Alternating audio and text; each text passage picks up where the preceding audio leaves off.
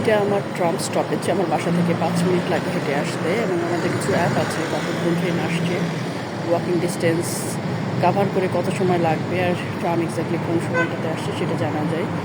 So আমি এখন একটা ট্রামের জন্য ওয়েট করছি।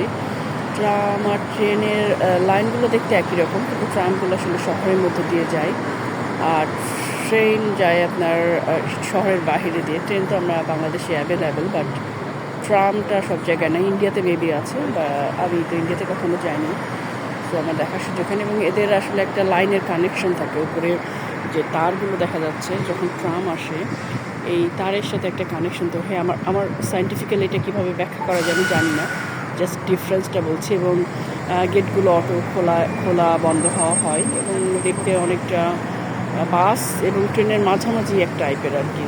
শহরের মধ্যে দিয়ে যেহেতু যায়, এবং কখনো কখনো ট্রামের রাস্তা দিয়ে বাসও যায়। বাসের আসলে তো এরকম লেন লাগে না, কিন্তু ওই রাস্তা দিয়ে চলাচল করে যেহেতু শহরের মধ্যে দিয়েই।